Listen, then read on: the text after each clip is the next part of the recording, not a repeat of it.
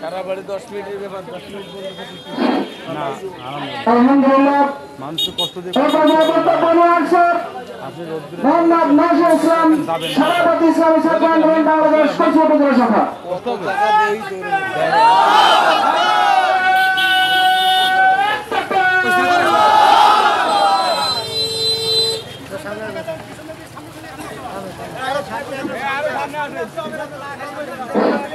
প্রিয় উপস্থিতি, আপনার সামনে আসেন, পিছন থেকে গাড়ি যাওয়ার ব্যবস্থা করে দেন।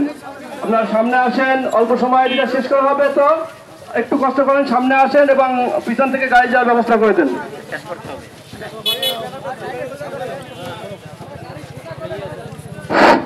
আসসালামু আলাইকুম ওয়া রাহমাতুল্লাহ।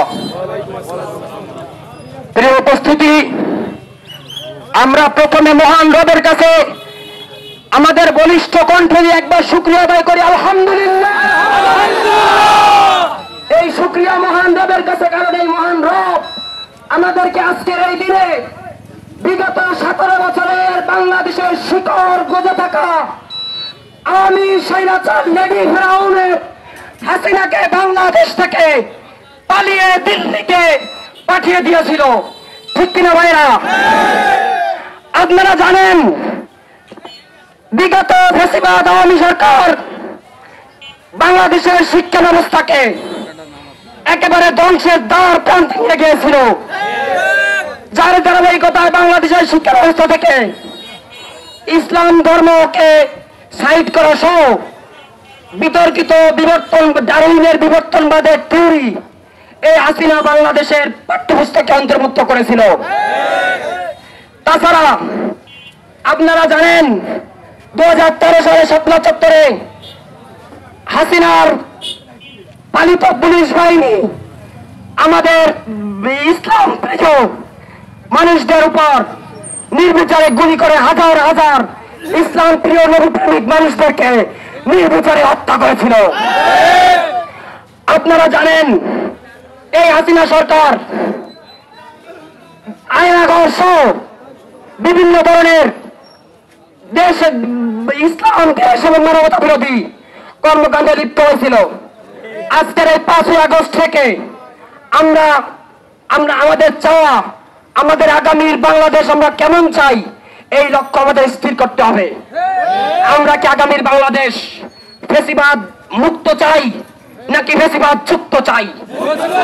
আমরা কি আগামীর বাংলাদেশ চাঁদাবাজ মুক্ত চাই নাকি চাঁদাবাজ যুক্ত চাই? আমরা কি আগামীর বাংলাদেশ দিল্লি কিংবা লন্ডনের দাসত্ব মুক্ত চাই নাকি দাসত্ব যুক্ত চাই? দাসত্ব মুক্ত চাই। আমাদের আজকেই আমাদের মস্তিষ্ক, আমাদের মেধা ক্লিয়ার করতে হবে।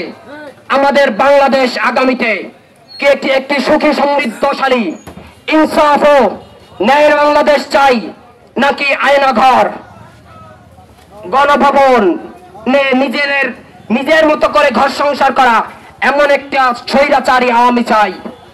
আমরা আগামীর বাংলাদেশ একটি ইসলামী বাংলাদেশ চাই। আপনারা জানেন বঙ্গ অভিভাবক পীর সাহেব চরমনাই ঘোষণা দিয়েছেন আগামীর বাংলাদেশে প্রতিটি আসনে ইসলামের বাক্স হবে একটা।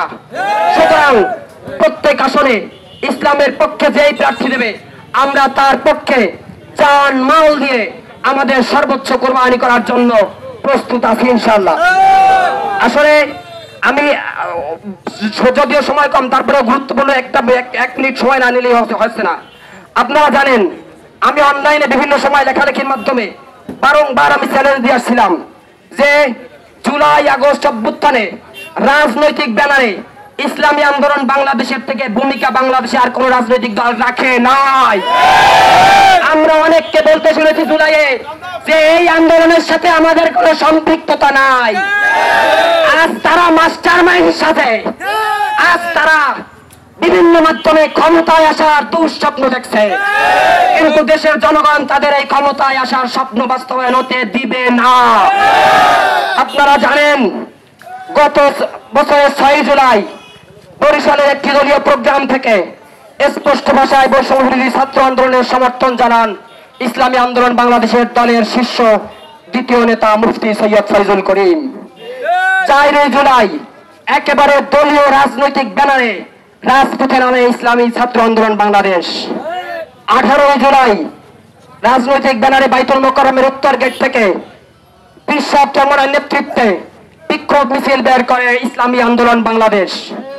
16 জুলাই ঢাকা বিশ্ববিদ্যালয়ে আওয়ামী পালিত পুলিশ বাহিনীদের দ্বারা শিক্ষার্থীদের উপর হামলার প্রতিবাদে গভীর রাতে রাজনৈতিক ব্যানারে বিক্ষোভ মিছিল পালন করে ইসলামী ছাত্র আন্দোলন বাংলাদেশ।